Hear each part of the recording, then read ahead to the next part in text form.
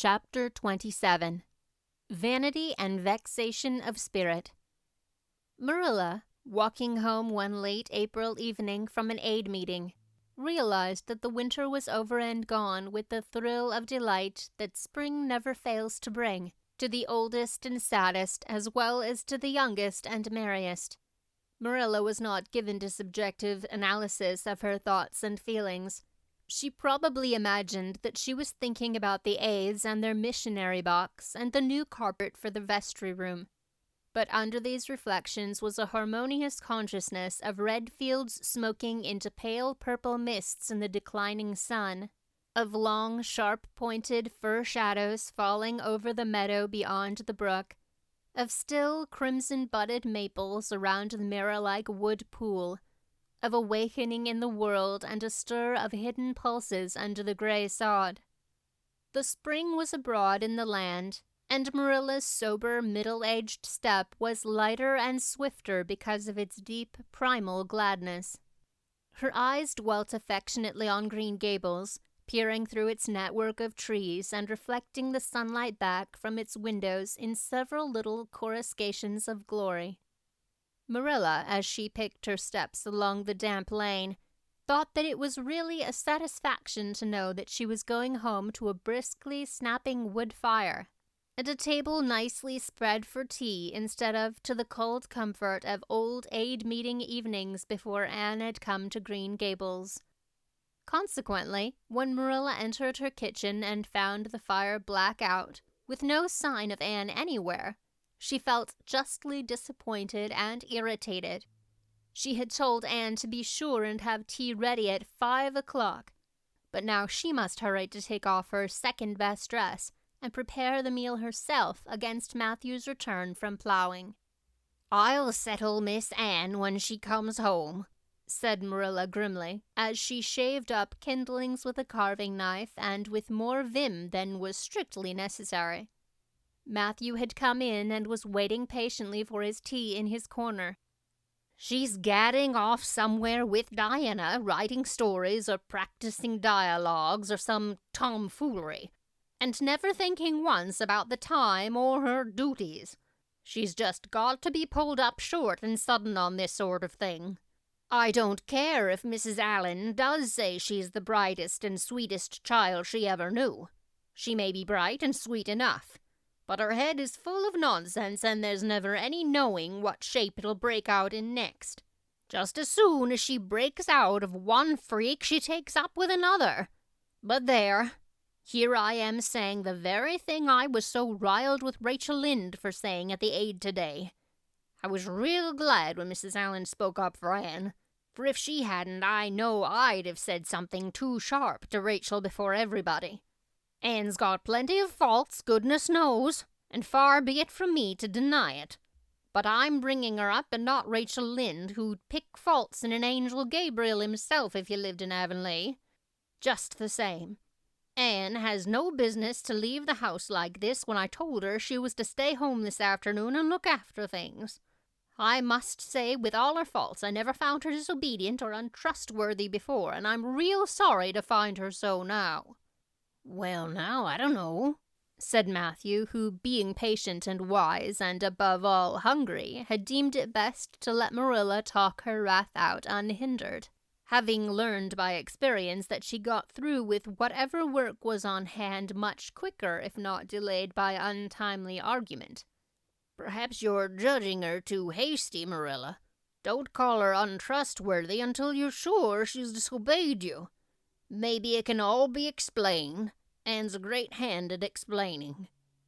"She's not here when I told her to stay," retorted Marilla. "I reckon she'll find it hard to explain that to my satisfaction.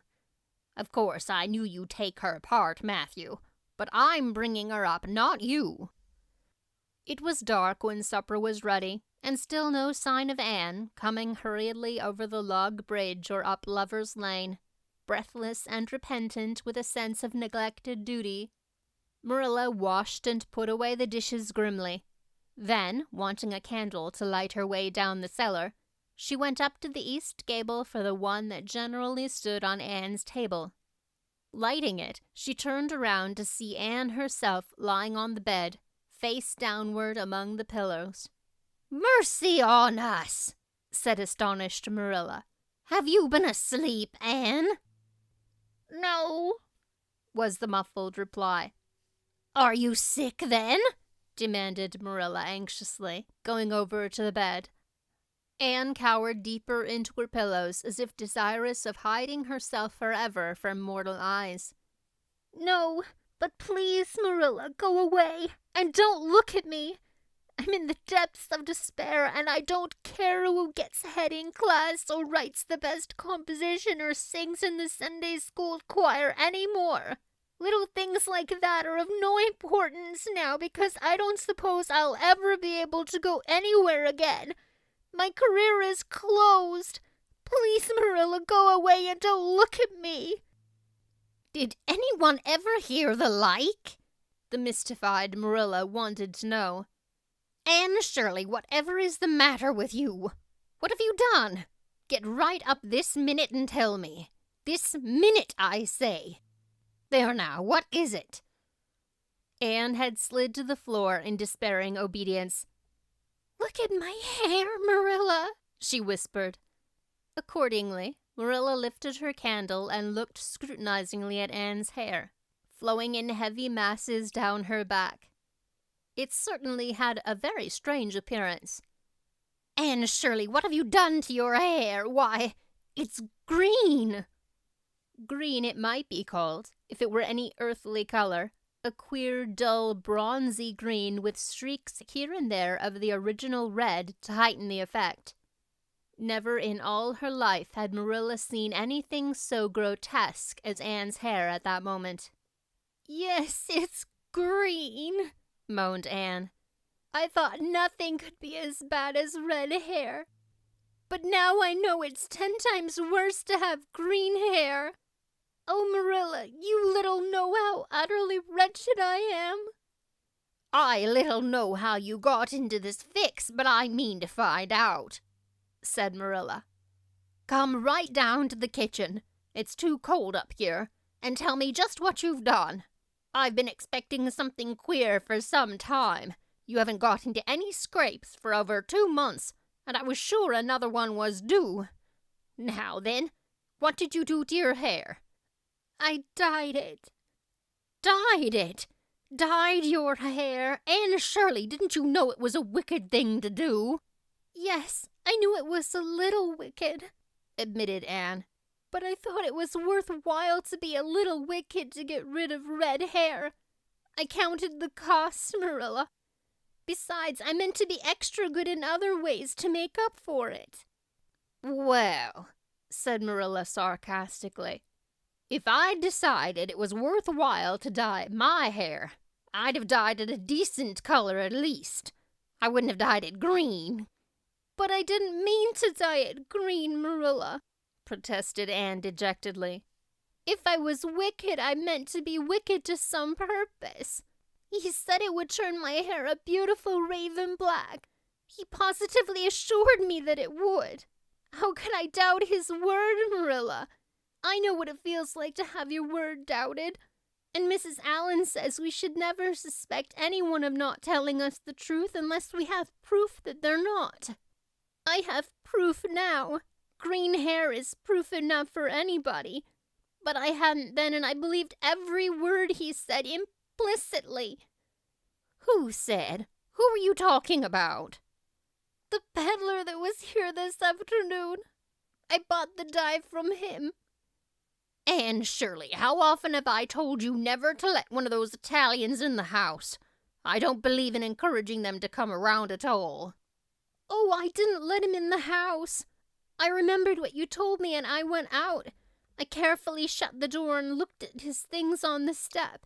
Besides, he wasn't an Italian, he was a German Jew. He had a big box full of interesting things, and he told me he was working hard to make enough money to bring his wife and children out from Germany. He spoke so feelingly about them that it touched my heart. I wanted to buy something from him to help him in such a worthy object. Then all at once I saw the bottle of hair dye. The peddler said it was warranted to dye any hair a beautiful raven black and wouldn't wash off. In a trice, I saw myself with beautiful raven black hair, and the temptation was irresistible. But the price of the bottle was 75 cents, and I had only 50 cents left out of my chicken money. I think the peddler had a very kind heart, for he said that, seeing it was me, he'd sell it for 50 cents, and that was just giving it away.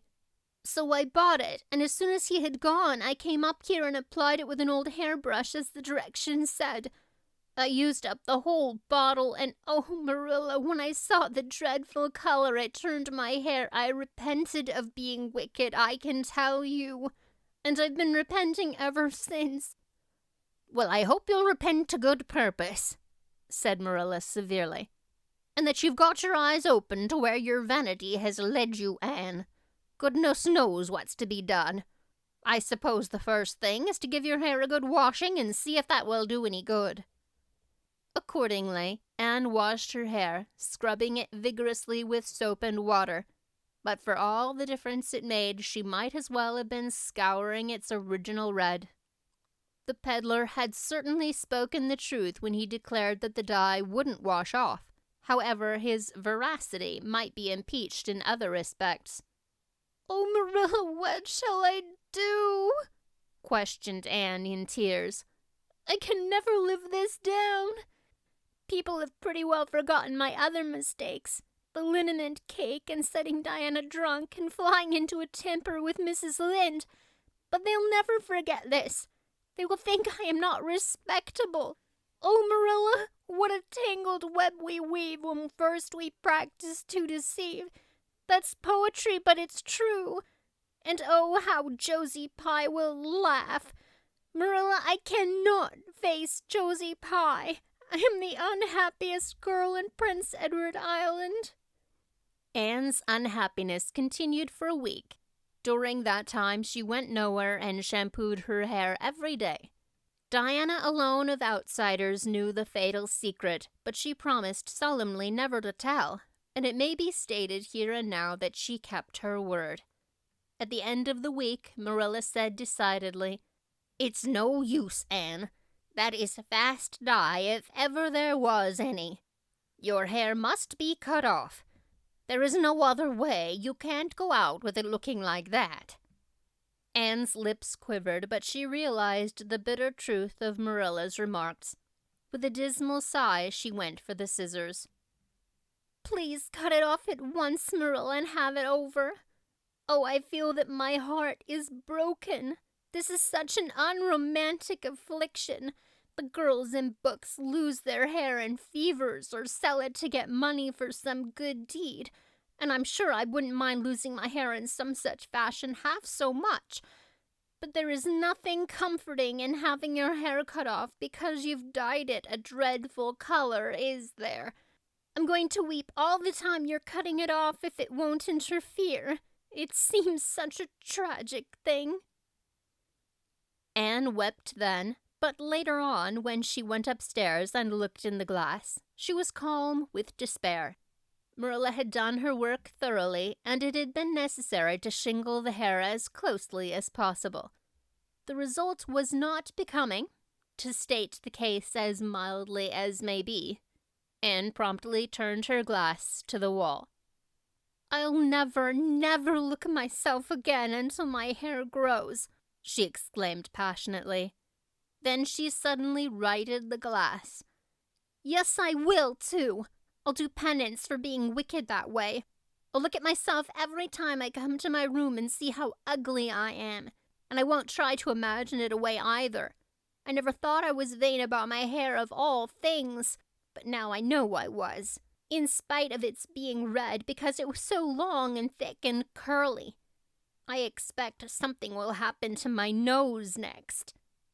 Anne's clipped head made a sensation in school on the following Monday, but to her relief nobody guessed the real reason for it, not even Josie Pye, who, however, did not fail to inform Anne that she looked like a perfect scarecrow. "I didn't say anything when Josie said that to me," Anne confided that evening to Marilla, who was laying on the sofa after one of her headaches. "Because I thought it was part of my punishment, and I ought to bear it patiently. It's hard to be told you look like a scarecrow, and I wanted to say something back, but I didn't. I just swept her one scornful look, and then I forgave her. It makes you feel very virtuous when you forgive people, doesn't it?